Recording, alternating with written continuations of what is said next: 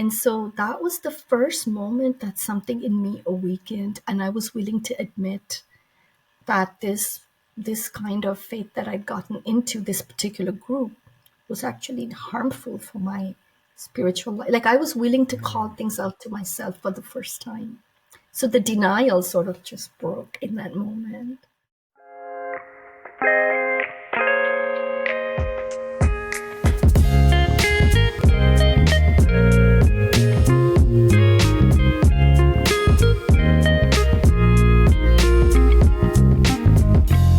Welcome to a Broaderlands podcast. The opinions expressed on Broaderlands podcast are those of the guest speakers and do not necessarily reflect the views of the host or Broaderlands podcast. Pooja, thank you for coming on. I really appreciate it. Thank you so much for having me, Boo Boo. I'm very grateful.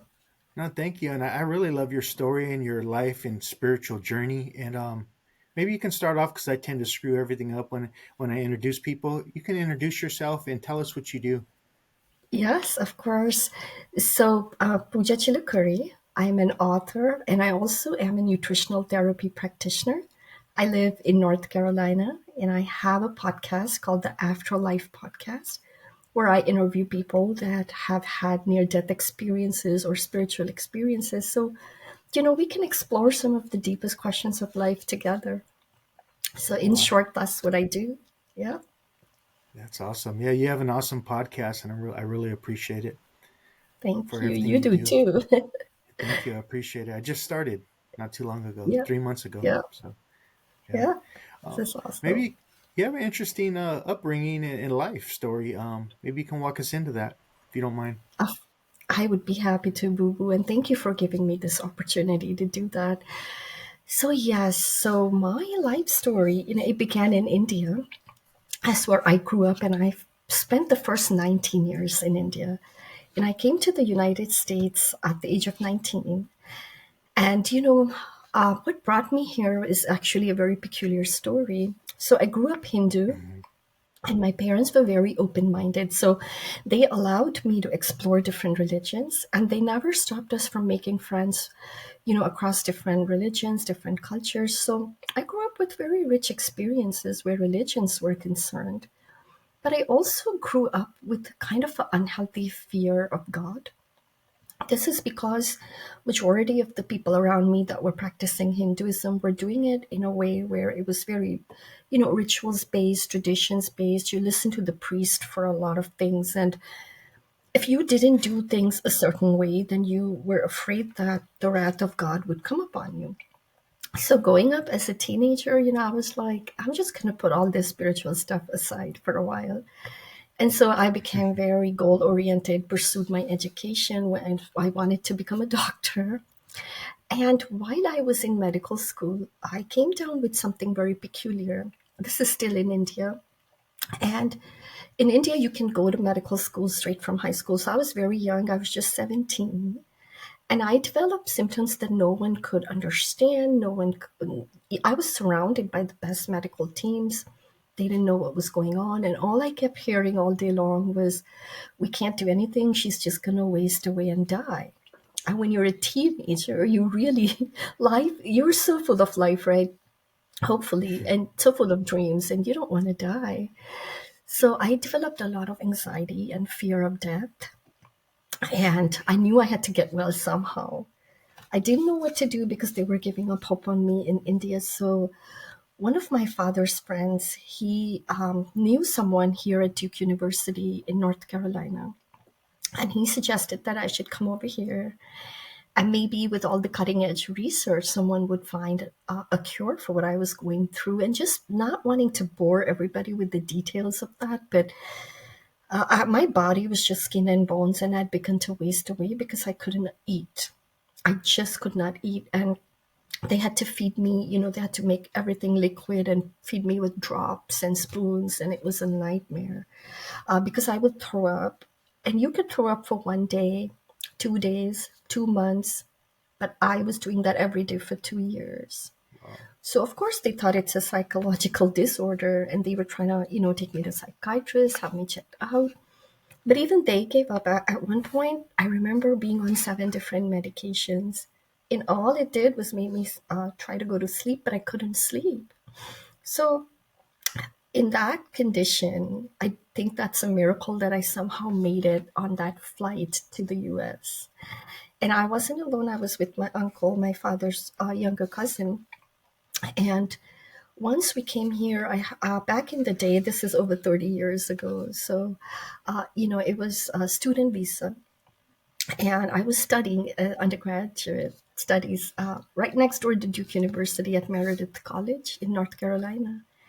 And some of my roommates and friends started noticing she's not right. Something's going on with her. You can't hide that when you're like that wasting away.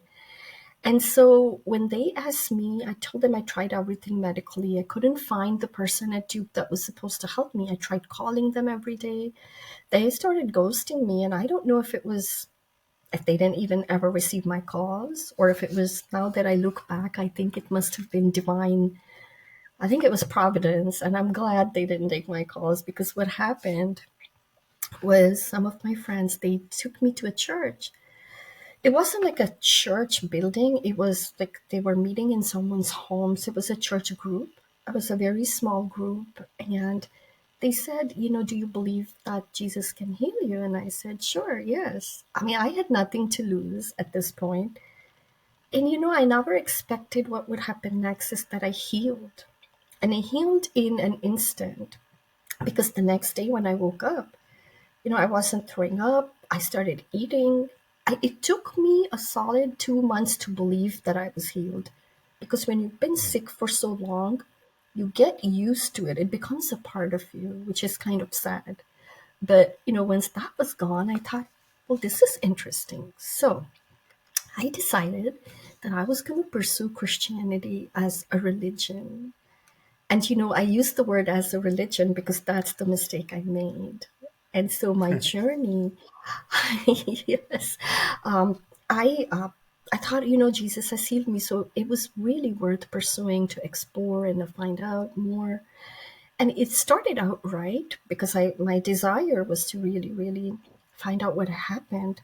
But what ended up happening is the little group that I was a part of, I didn't know it at the time, but years later, I realized that it was more like a cult, very fundamentalist in their approach, and very much all about submission to authority and things like that. So what happened when I first joined?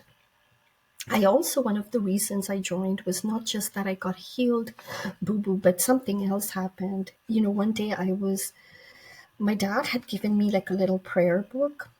And so I was praying out of it. It's about warding off evil spirits, because in India, where I grew up, that little corner of India is, there are a lot of villages around there, and people still have a lot of beliefs in things like witchcraft and negative entities and things like that. So people have developed these prayers that they teach us to pray the word of evil spirits and things like that.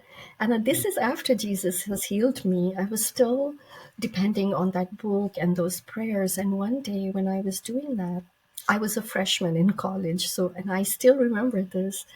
I heard a very sweet voice that I can't tell you how I say that it's a voice because in my vocabulary, I don't have another word to describe it. But it's not audible. It's not like your voice or my voice that, I couldn't tell you whose voice it was, but it just sounded like somebody or something is talking to me. And I almost felt like it was asking me, why was I doing something so disempowering? You know, and I dropped it. I dropped that book. But I was so confused at first. I thought, and see, look, I know that we develop as we grow. We look back and we can analyze things. At the time, I thought, is Jesus mad at me because he healed me and I'm reading this book from another God or whatever? Because that was my understanding as a 19-year-old, right? you know 30 years later, I understand that this was just trying to help me not to give my power away, you know but in that moment, not thinking that I need to please Jesus, I picked up the Bible. And the first thing that I read in there was I opened it and it just fell on that page where it said, "My sheep hear my voice." So, and I'm hearing this voice for the first time and I'm thinking, okay, is this Jesus talking to me? And I till this day can't forget it because it was the sweetest, kindest, gentlest voice. Mm. And that is what sparked in me this, kind of a shift where I actually called home and told my parents that, Mom, Dad, I'm changing my religion. So, mom's like crying because she's like, no one's going to marry your sisters if you become a Christian because in India, at best they'll frown upon you, at worst they'll outcast. And that's still true today. You don't just change your religion, it has big social implications. But to make a long story short, I did that. And then for the next 17 years, Boo Boo, I was in that church. I felt like I owed my life to Jesus. So I wanted to serve and I wanted to do everything right. But the mistake I made was I started depending on the leaders and other people to tell me what Jesus is about, what his teachings were about. And very soon, what happened, I spiraled into this place. It was a very dark place because I realized that I was not allowed to have my own understandings or my own thoughts or my own expressions of what the Christian faith should be like. So slowly I started my relationship with Jesus became almost zero because now it was all about obeying the pastor or obeying the whatever the church teachings were. And some of those doctrines and teachings were very damaging because when you teach people fear of hell, when you teach people negative images of God and distorted Mm. images of God, as God is going to punish you if you don't do this or that, or you teach people that they're good for nothing, right? That they're Yeah. worthless or useless. Some of these teachings can be very unhealthy for you as a person. And if your soul doesn't get to express itself, it's going to die. And it's very ironic because it was Jesus's words that actually woke me up. It's like, what shall it profit a man if you gain the whole world and lose your soul? And Mm. I laugh because I was losing my soul inside of the church, inside of the religious, the institutions. So um, it all this was happening, and while the stress kept increasing, my health started breaking down, and I developed a kind of, for lack of people when they can't explain something, I guess it's autoimmune. But I couldn't breathe.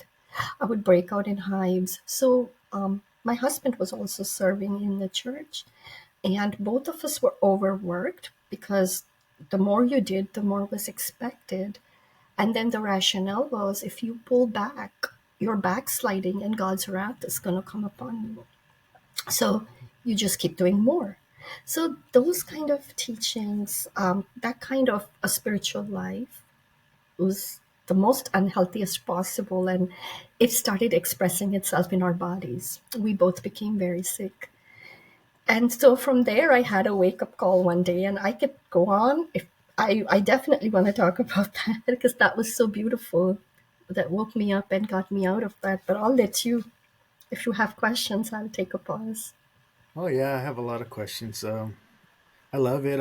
How did you feel? How did they treat you when you started to So, question? And oh, yes, yes, yes. So when you question, at first, it's very subtle. They won't say that to your face that you're wrong, but a message could come from the pulpit that's exactly the opposite of what you were thinking or what you. So they'll take the question, and sometimes it can be turned on you as if you're a troublemaker Hmm. and you're trying to divide the church. Well, So, or you don't have faith. so you become a heretic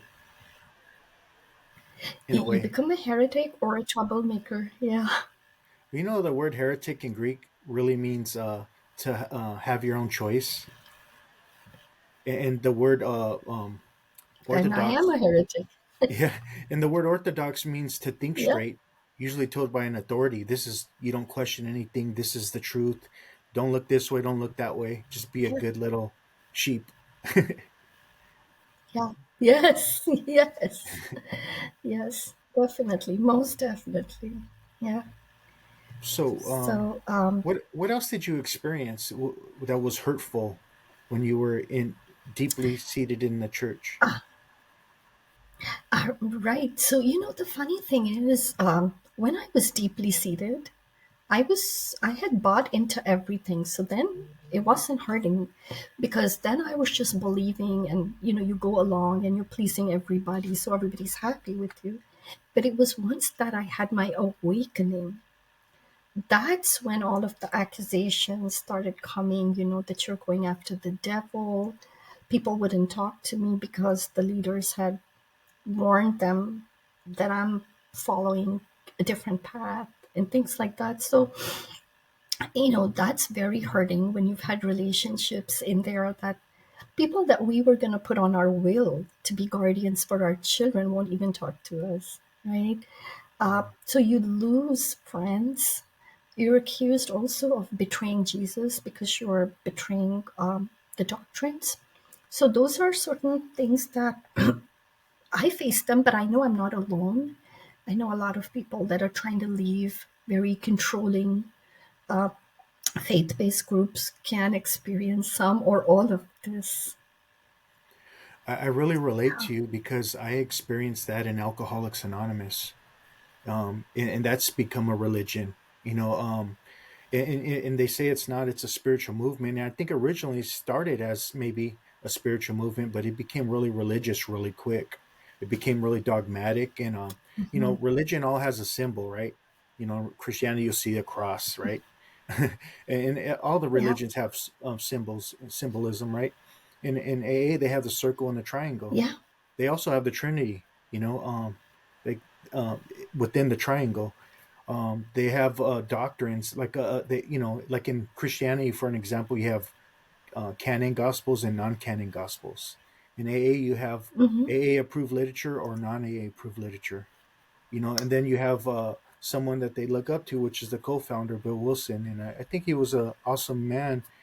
But it become gospel, and it becomes closed off hmm, to what new information on what addiction really is, and if you start to hmm. question stuff, you start to get, you know, pushed off, pushed to the side, made fun of, or Yes, talked about, or we ain't gonna ask him to speak anymore at our meetings, and just looked at. You can't have like you can't be sovereign, you can't be authentic. You can't question anything, and if you're not sticking to the yeah, script, then you get crucified. So I think that story of Jesus yes, happens a lot. It continues, getting crucified if you're no longer a part of the group think. And I think that destroys your authenticity, yes. your higher intelligence, or your higher self. Yes, and you know what? I'm so glad you brought that up because after crucifixion, if you believe the faith, it's resurrection. So I look at my life the same way. I'm like, yes, it's crucifixion, but then once you start living from a true, authentic space, it's like you're resurrected. You're a Mm. new person. And so, in a way, I'm grateful that all of that happened. It helped me to learn what not to do. What not to do, the kinds of people that I would, and it's not on them, but it's their kind of mindsets that I would like to stay away from. In Mm. the awakening was what led to all of that, because I think when you're deep, it takes a really hard hit to sort of wake you up. And I think for me, it was my husband and my health breaking down. And I kept praying more and I kept doing the things that I was being asked to do, and things just kept getting worse. So then you have to stop and think, well, what's going on? And I remember this day so clearly because the fear of God had been so much put into my heart that I developed a lot of anxiety. And I woke up one day and I wanted to be an atheist. I was like, I'm done. I don't want any God, any religion, anything. Like, how can I become an atheist? And then, so I was thinking, oh, look at all these people. They don't believe in God, but they're so happy, right? And I remember this day that I was sitting and crying because I had to put up a big fight to become a Christian, right? And now this faith, so to speak, had betrayed me. So I felt very broken down. And it was on Mm. this day, Boo Boo, that I was sitting there crying in my home. And all of a sudden, out of nowhere, comes this presence, which is, I can't describe it. Okay, it's so hard because I didn't seek it, I didn't go looking for it. I was crying, and I was upstairs in my master bedroom closet, hiding from my kids. And it was out of the blue, this presence of pure love, which is very hard to describe because love is not a thing, but yet it was so tangible that I felt like I could touch it. It was that real. And I felt like somebody gave me like a warm hug. And then the weirdest thing happened where a ton of energy, like something like electricity, I don't know what to call it. All the words I'm using, trust me, they don't even come close, and I don't have words. But I'm going to just say electricity because it just felt like these Mm. waves of energy that was just going through my body. And it went down the left side of my body, and I felt so much peace. I felt so peace, and I felt connected to God, even though in my mind I was separated because God was someone that was punishing me and authoritarian. You know what I mean? Like my heart felt in that moment that yes, I'm connected to God and I'm at peace, but my mind was still at war. And so that was the first moment that something in me awakened, and I was willing to admit that this kind of faith that I'd gotten into, this particular group, was actually harmful for my spiritual life. Like I was willing to call Mm. things out to myself for the first time. So the denial sort of just broke in that moment.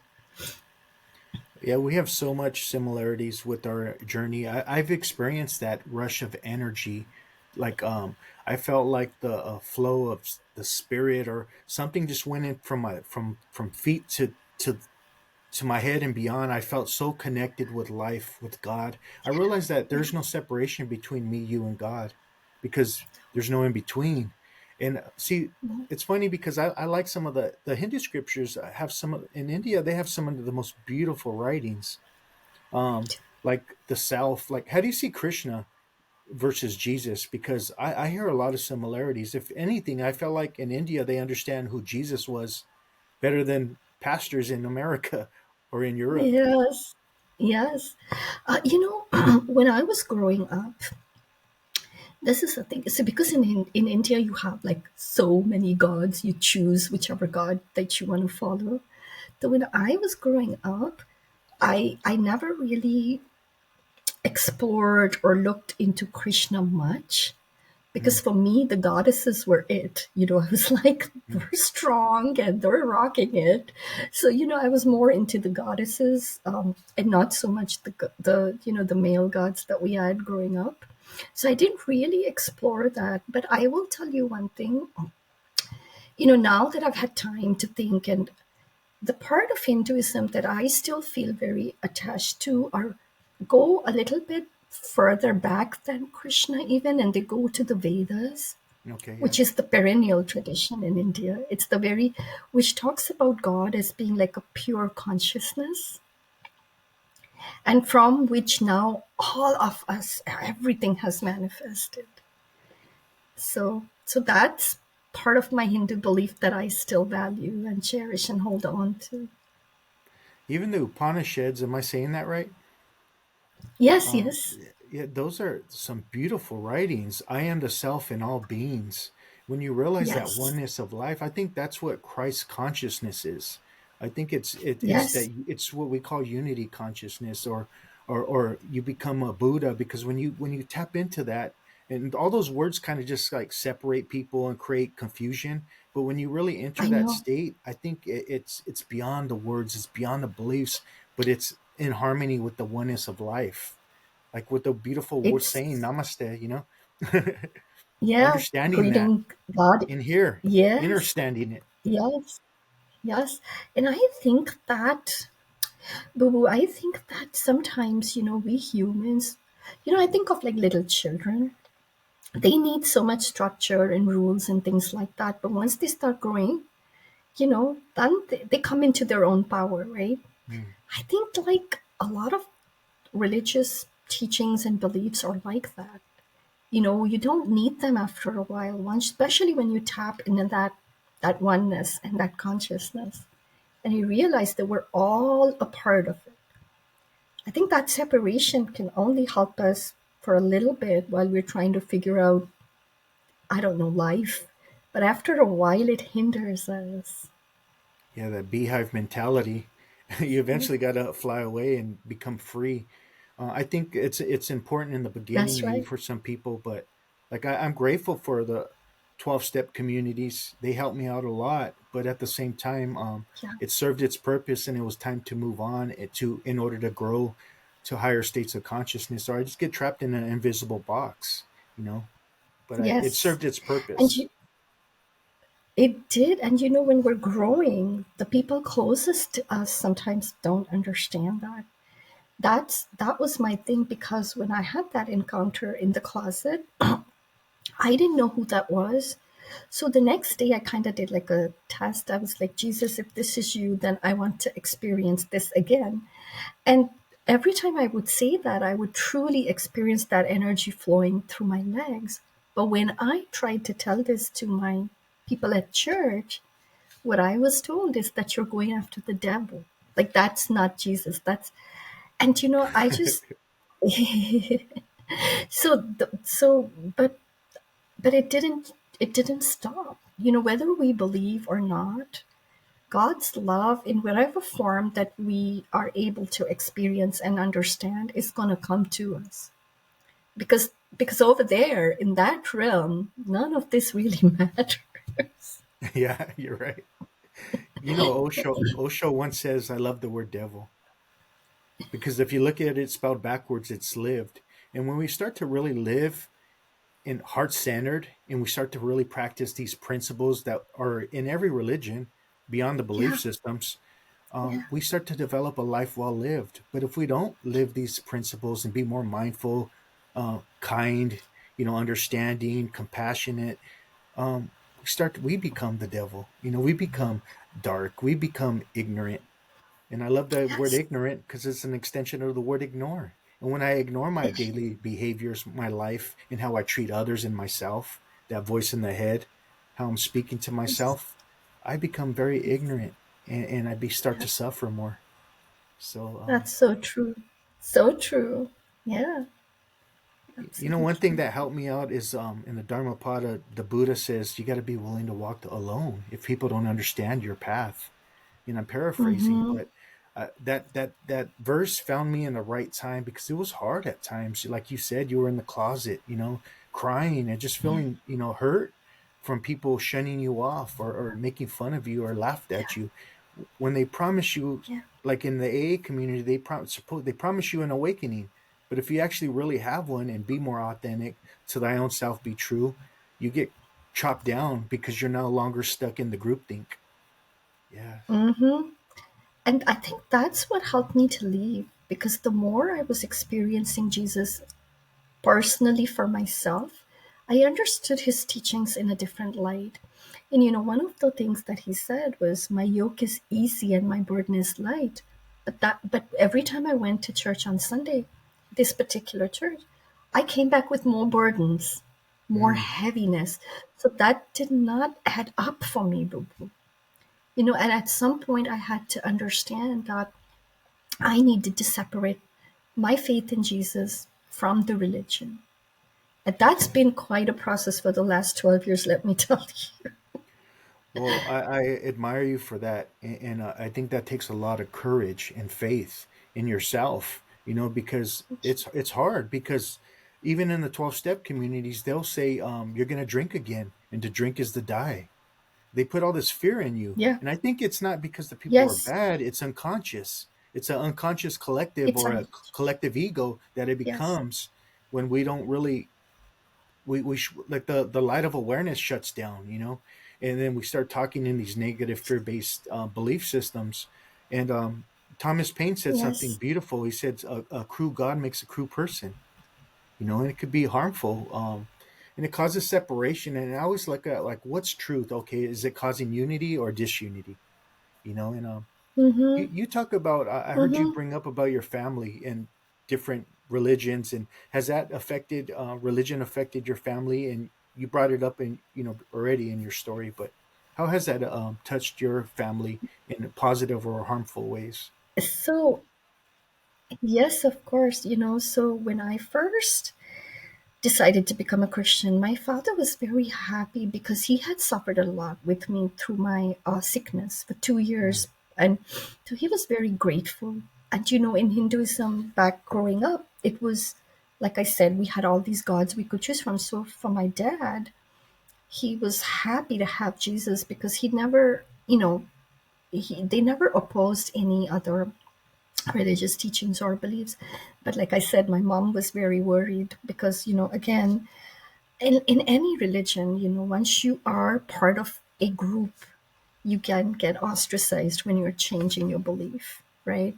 So that was a big concern back then. And but then I was here in the US, they were in India. And one thing led to another, Boo Boo. My family's journey has been very interesting. And mm, over the years, one by one, they all developed their own faith in Jesus. And they retained also from Hinduism the basic Vedic teachings. So my family is very mixed. It's very blended. If you talk to them, you wouldn't know what religion they were. So I'm actually grateful for that because that helps me to feel like I belong somewhere. Because right now I don't have one set structure religion either. mm. Have you ever read the No, Gnostic Gospels or the Gospel of Thomas? I haven't read them, but I audiobook was listening to some of that stuff. It is fascinating. Yeah, Yeah, I think you would really like the Gospel of Thomas. It's so beautiful because those teachings are totally different.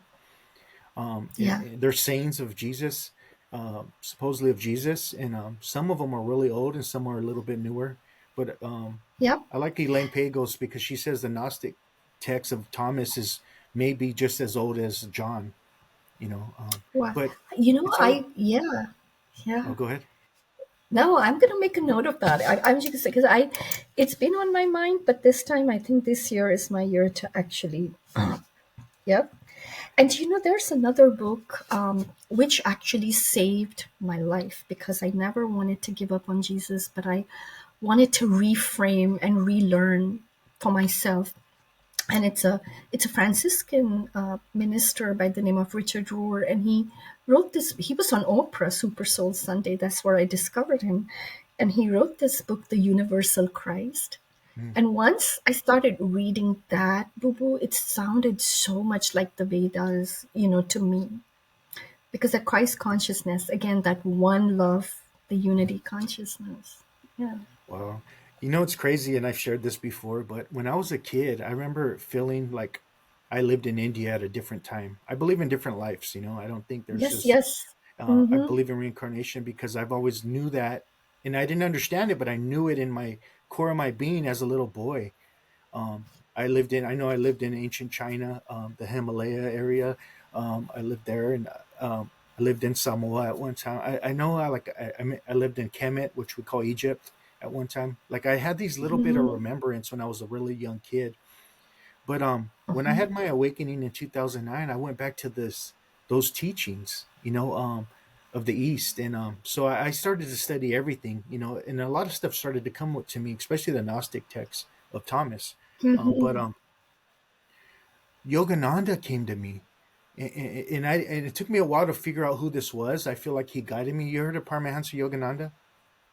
Yes, I do. Well, he Mm-hmm. have you ever got into his teachings? Because he has some beautiful teachings on Christ, on Jesus and Christ No, consciousness. no. Yeah, I I I need heard a to. There's voice. so much on my list to do. Yeah, Yeah. I heard a voice sitting in church one day because I didn't know. I never really been to church, and I was sat in church, and all of a sudden I heard a voice say, "He knows not what he preaches," and it was like, Who said that?" But the voice was like right in the chest area, you know.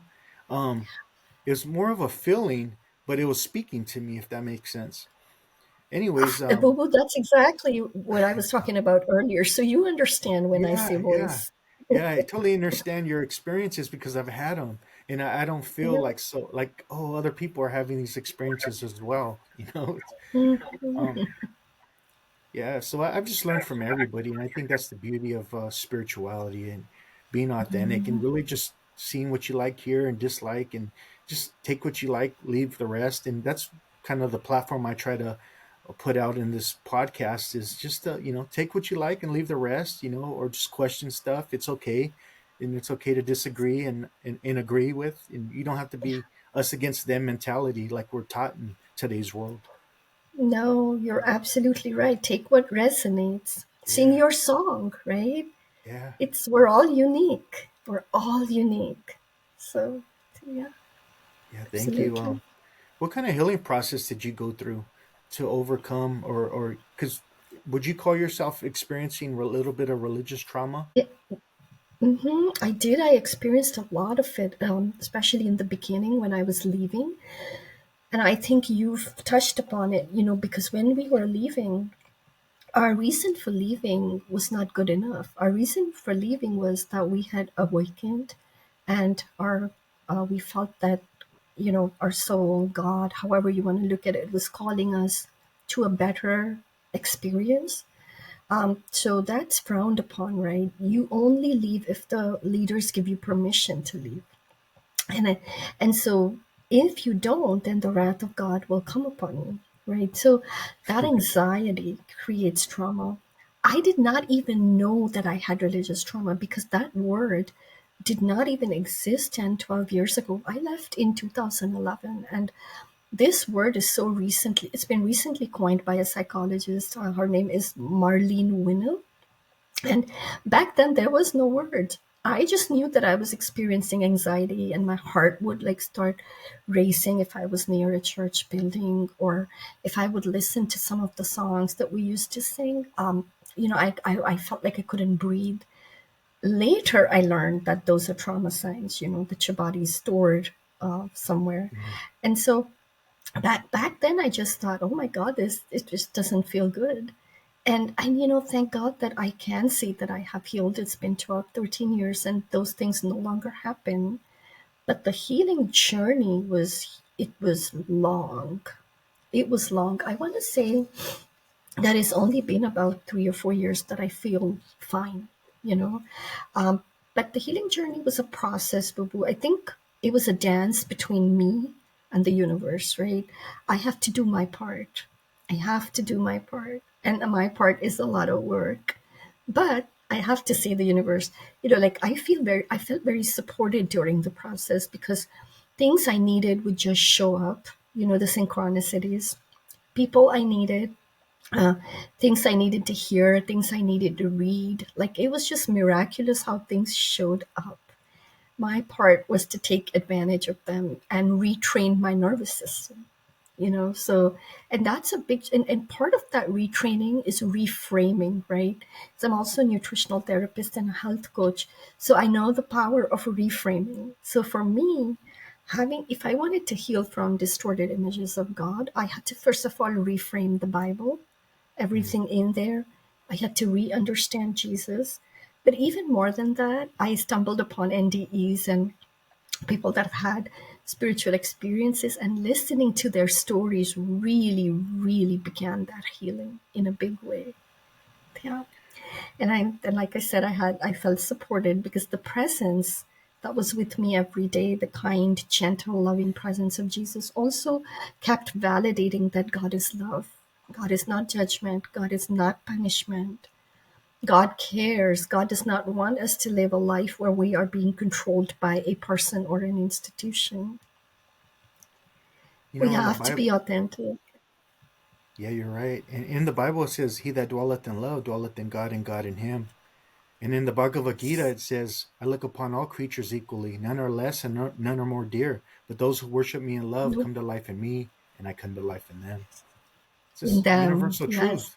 truth. It's a universal truth. You can't escape from it, Yeah, it's love. Oh, It is. yeah.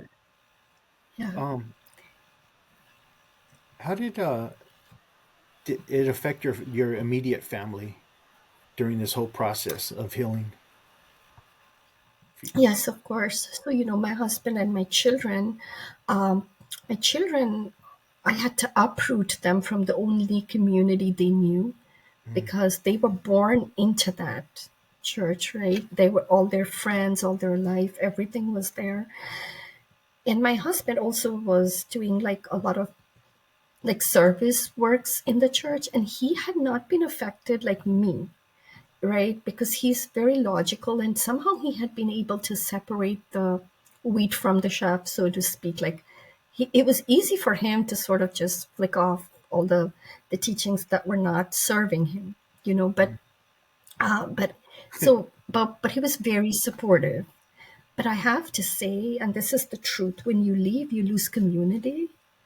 And that's not easy to build because we had spent 17 years. And so it did affect him. You know, he went through a vacuum. And I really appreciate him for sticking it out with this decision. Yeah.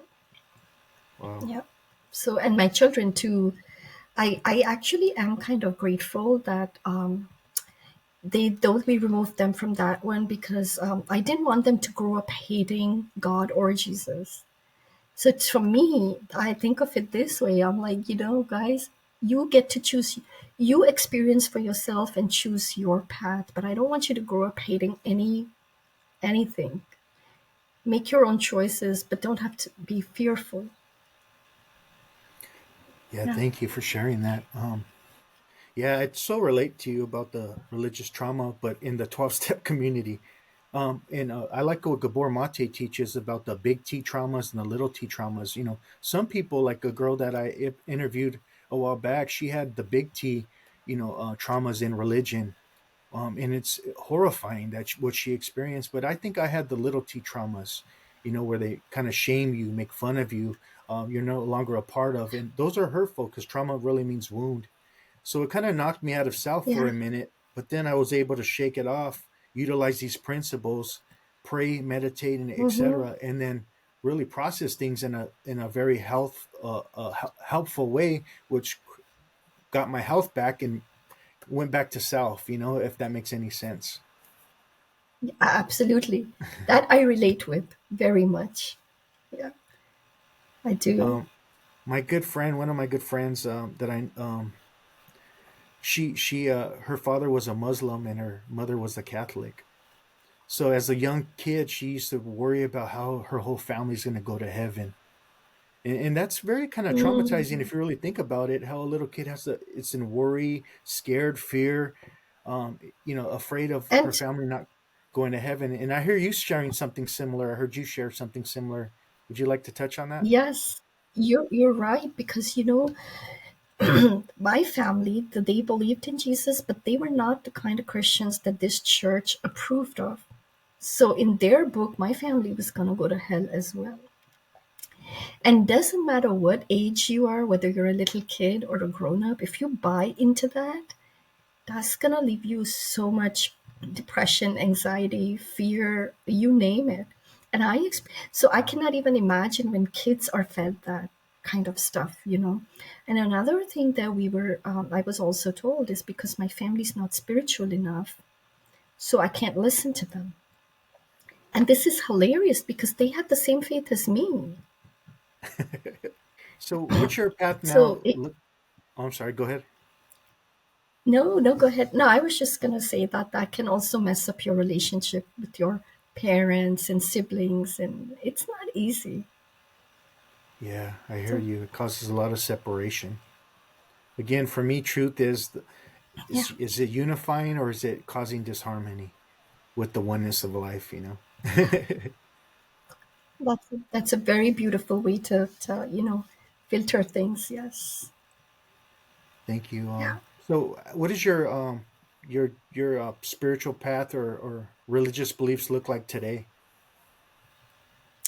So, I would say that I have sort of assorted, picked and chosen a few things and created my own little bouquet, if that makes sense. Um, Very much still a big fan of my grandfather was it's not exactly Hinduism, it's a little sect of Hinduism. It's called Arya Samaj. You may have heard of it, but they go deeper into the Vedic philosophies. So I've borrowed some from there, and I very much still believe in Jesus as my best friend. So I always feel like it's not the religion, but having the faith and his presence gives me comfort in a world where I feel like we're in this big ocean and I don't know what the next wave is. But so it gives me sort of an anchor for my faith. I've pretty much reframed the Bible to a point where if I went to church, that may not be a good idea for me. so, so I stay away from any institutions. I will go for like events if somebody invites me, but I'm not into it anymore. But I can't hide my love for Jesus because I've written several books about him now, which are all based upon the downloads I received while I was reframing things. Well, thank you. Yeah, I'm very familiar with Richard Rohr, by the way. I think he's a continuance of the work of Thomas Merton. You familiar with Thomas Merton? Yes. Right. Hmm. And I don't Yes, I think Thomas have. Merton. I Yes. don't think he had a accident when he passed away, and I think something's fishy about that. Because Thomas Merton was a powerful mystic, and I think he was Yes. really thinking outside the box, looking into Hinduism, Buddhism, and so on, Yep. and incorporating Yep. the teachings. And I think that's a no-no in the church. And that's yes. And you used a really important word, mystic. I think a mystic, I think that's how I feel. Like I can get as much from the poems of Rumi as much Mm. from reading the Bible or the Vedas. Does that make sense? Like even something like poetry, it makes me feel close to the source. Have you heard the term psychic justice or psychic No. justice? Well, I think that's what the No. mystics experience. They experience. They become more imbalanced. They become more balanced. They balance out the male and the female energy, right? The rational thinking and the intuition, or Hmm. the right and left brain, and they become in harmony. They become whole, heart centered, and the injustice means we're caught up in groupthink, belief systems, fear, trauma, and so on, and we get knocked out of balance because like trauma is the loss of self, and we forget Hmm. who we really are. And I like how you Hmm. brought up the ocean analogy because um, another person that's the continuance of Thomas Merton and Thich Nhat Hanh. His name was Thich Nhat Hanh, the Zen master. They were really Yes. good friends.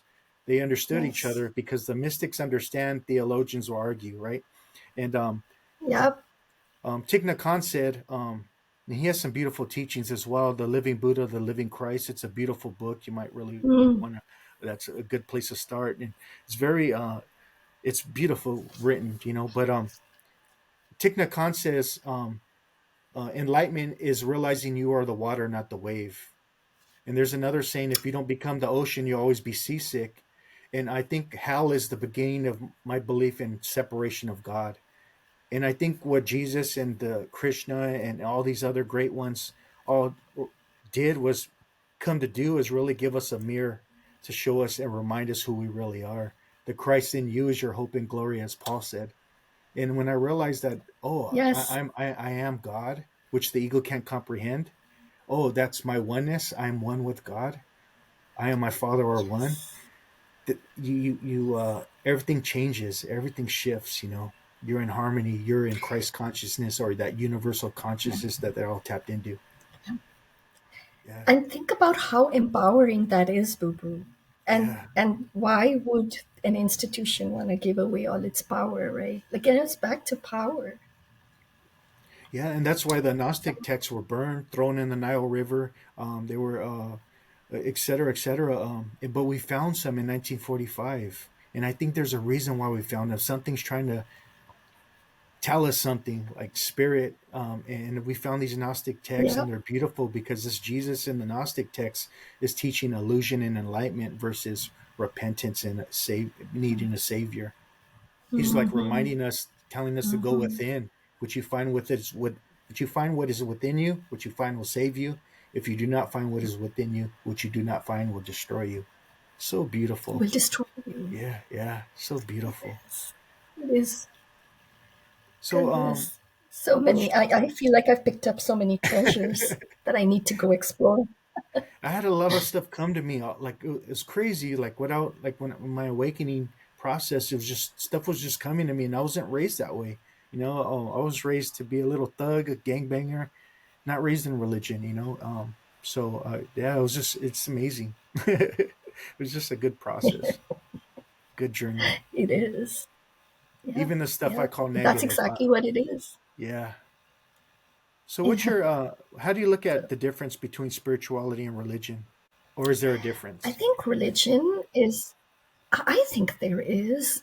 I think religion, no matter which religion, is a set of beliefs that's been handed down and you follow it if you belong to that religion.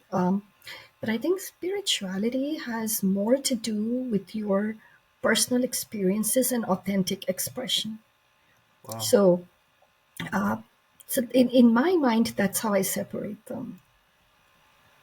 I appreciate it. That's a beautifully stated great answer. Thank you. Do you Thank have you. any last words or thoughts you would like to touch on?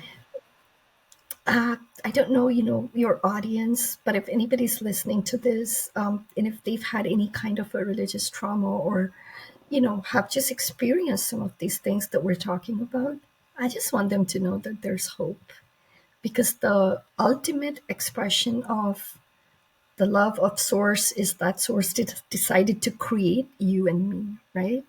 That's Mm, like the ultimate expression of love, I feel. Because source wanted to manifest in you and me. So whoever's listening, I just want them to know that the best thing they can do for themselves is to really honor and respect their true inner voice, and then not let that get sort of clouded out or cluttered out by what is supposed to be true because the leaders are telling you that. Or explore everything for yourself and figure out what resonates and then go sing that song, right? be a heretic. Be a heretic. No, I appreciate that Yeah. because we don't really talk about that much, religious trauma and how it could be harmful. I mean, there's a lot of Yeah. beautiful aspects and qualities of religion as well, like those spiritual Yes. principles that are universal. But Yeah. there's also another side of it where it's caused a lot of separation, a lot of Yeah. division, a lot of Yes. murder, I and mean, so on. yes. Yeah, I mean, War. fightings. I grew up in India where Hindus and Muslims were killing each other in the 90s and even before that in the 40s. So, where religion creates community and all of the good things about religion, right? There's community, there's works that you do to help other people, but then there's also these differences, right? And I think that comes when we become very rigid with our beliefs. So I would just say don't let anything hinder love. Wow. That's just like you said earlier so beautifully. Does it create resonance or does it create dissonance? Just have to think about that. Yeah, thank you. And you're from Calcutta? Calcutta, yeah. Yeah, did I say it right? Yes, you did. You know that movie with Patrick Swayze, City of Joy? Hmm. That was filmed in Calcutta. Wow. And that's where Mother Teresa used to live, right? Yes, she did all of her work there, yeah, in India, yeah. Some years ago when I was on Facebook, I remember posting something of Mother Teresa, and I had some friends from India in the yoga communities comment and said, you know what, said something negative about her, about if you didn't become a Catholic, she wouldn't help you. And it didn't align with what she was saying at when it was a few, I think it was an interview before she died, or at least one of her last interviews. And then I said, well, how did you think in 1983 and how do you think now? And we're always a growing, whether you call them a saint or a sinner, whatever. We're always growing, even Mother Teresa, even Jesus, everyone, we're all growing and Yeah. expanding, hopefully. And but she said in her last interview, she goes, someone was asking her, why did you come to India? And I'm paraphrasing, and it's been a while since I heard it, so I asked that. I remember, and and she and the interviewer saying, did you come to make uh Muslims to become a Christian, Buddhists to become a Christian, Hindus to become a Christian? Is that your reason why you're here? Is to convert them? And she goes, no, the real conversion should be to make that person a better Muslim, to make that person a better Buddhist, to make that person a Hmm. better Catholic or whatever they are. And I thought that was beautifully said because, and I tell some of my family members that are, they're Christians and they go to India to, what do you call them when they do that? When they go to different countries. There's a term, a name for that. But they would go Ex- but what was that? like an expat, No, there's another name, a missionary, right? Is a that what it is? missionary. Oh, sorry. Yeah, Yeah, yeah, yeah, yeah, yeah. yeah, yeah. So Wow. they go and I go, why don't you guys just go instead of trying to convert them into becoming a Christian? Why don't you just try to just get to know them and learn from them, ask them about their values, their religion, their beliefs, and Mhm. just and sit with them, eat a meal, and then you can share yours instead of trying to be number one purpose to convert people. And I think that's the real conversion is to bring people back into love, love and Yes. Yes. conscious unity. Right. Yeah. Well, thank you for coming on. I Remind really us who we appreciate are. you. Thank you so much, Boo Boo. This has been so much fun. I really enjoyed it. Thank you. Yeah, I wanted to share a Yogananda quote with you. And he says, being afraid of nothing, hating none, giving love to all, and feeling the love of God, seeing God's presence in everyone, and having but one desire for God's constant presence in the temple of your consciousness. That is the way to live in this world. And for me, that's Christ consciousness. That's Krishna consciousness. That's the Buddha. And that's that universal consciousness that they all tapped into. So I really appreciate you coming on, and namastizzle. Thank you, Boo Boo. Just know we out here. Know we out here working in a major way. Had to speak on it just to make a play. Any given subject, know we make a way. Time to level up on a day to day. Know we out here working for the greater good. Expand your mind, broaden your lens the way you should. From the stars to the galaxy to speak on spirituality. Higher understanding for the neighborhood.